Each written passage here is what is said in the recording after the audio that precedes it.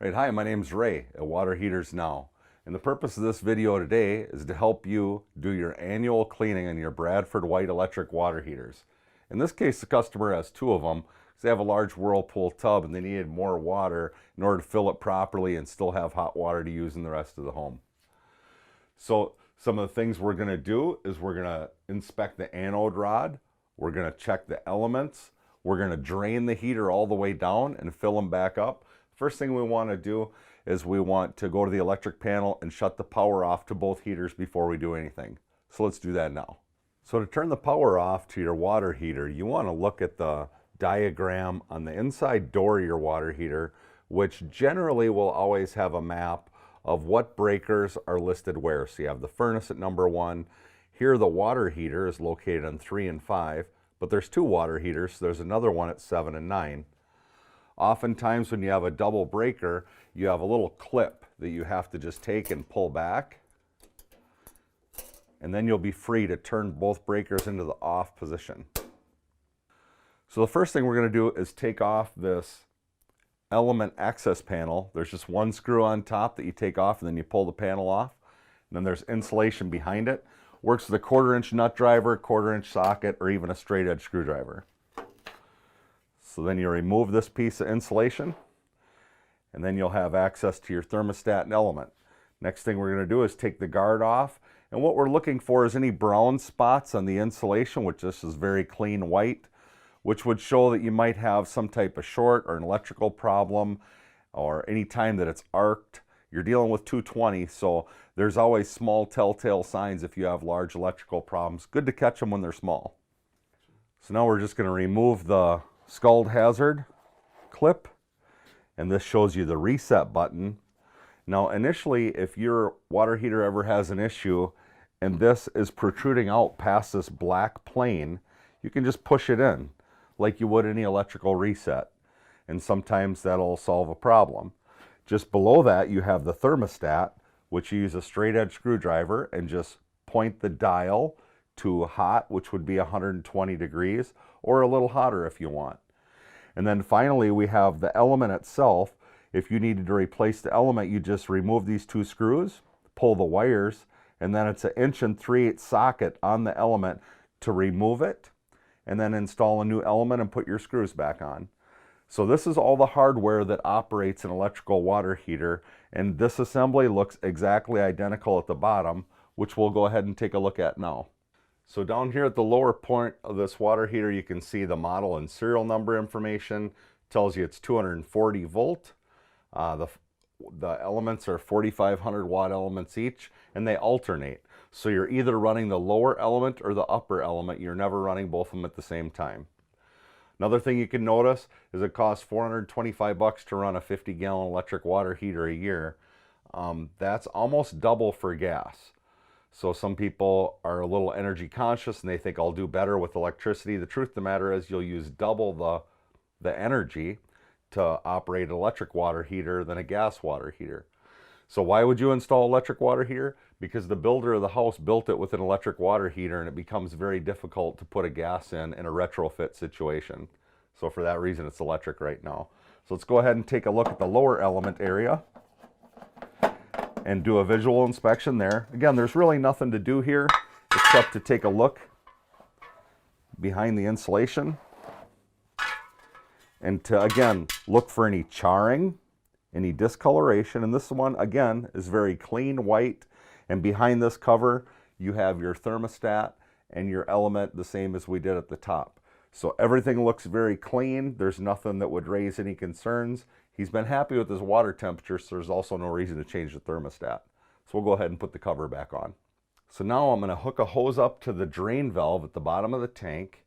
And if you were doing this at home, you would just hook a hose up to the floor drain and then let it gravity drain for about 45 minutes.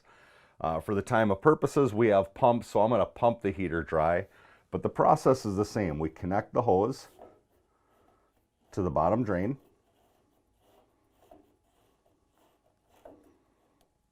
And then we take either a straight edge screwdriver or a channel locks, and we turn the slot from being in a T with the flow of the water to being parallel with the flow of the water, and then the water will begin coming out of the piping.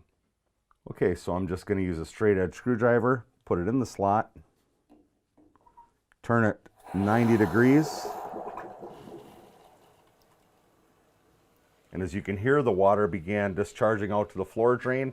Now I always turn the water on for about 5 to 10 seconds and then turn the water off, feeding the water heater. So if there's any buildup at the bottom, we push that out with pressure before we turn the valve off. So now we'll just turn the water off, feeding the water heater, and it continues to drain. At this point, you're going to want to open a hot water faucet somewhere in the house so that the water heater has air to breathe as you're pulling air out the bottom. Otherwise, it won't drain effectively. So I'll go to a bathroom now, turn a hot water faucet on, and we'll just let it drain for about 8 to 10 minutes is how long you could expect it to take before it's totally dry, and then we'll tell you the process after there. So as you can see, this valve, the line is pointing to the heater and away from the heater. That tells you that the ball valve is currently wide open. And that's the way we drain the heater. We're going to leave it open for this process where we kind of rinse out the bottom of the heater, and we'll go to the top and I'll show you how to do that. So in this process, what you do is we had the valve off to the heater so that no more water can go in it. We drain the whole heater dry, right? So now we're just going to introduce a little bit of water because it has hydrojet technology in the Bradford White, which means the tube goes to the bottom and it shoots water to create a swirling motion, very similar to when you're at your kitchen sink and you do the dishes and there's still some debris at the bottom of the sink and you take the sprayer and you rinse around so everything goes in the drain.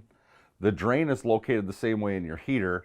So when I go like this and open the valve and introduce some water into the heater for about 3 seconds and then stop, inside the tank, it's doing the equivalent of when you spray out your kitchen sink and cleaning it. It's actually pretty cool, but you have to know to do it, and you have to drain it all the way dry, introduce water for a few seconds, let it drain out for about 8-10 seconds, repeat the process again, turn it on for about 3 seconds, and wait about 8 to 10 seconds for it totally to drain again, and you've totally cleaned the bottom in your heater, prevented scale from building up, keeping it operating at higher efficiency, and you got cleaner water to bathe in. So it's just really smart practice to do every year.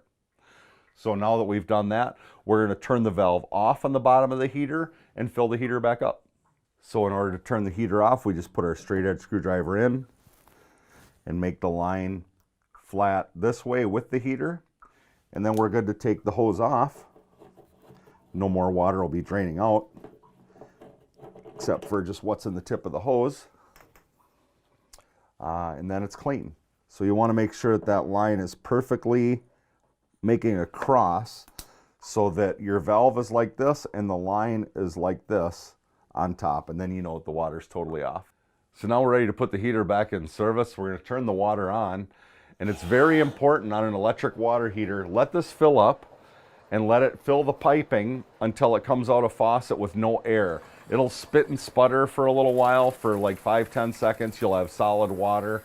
Only then is it safe to turn the power back on the breaker panel, which we'll show you in just a minute. Now that the water's been purged through the water heaters, and we had several faucets in the house open, and all the air had been eliminated, and it was just a solid flow of water, then and only then do you turn the breakers back onto the unit and put them back in service.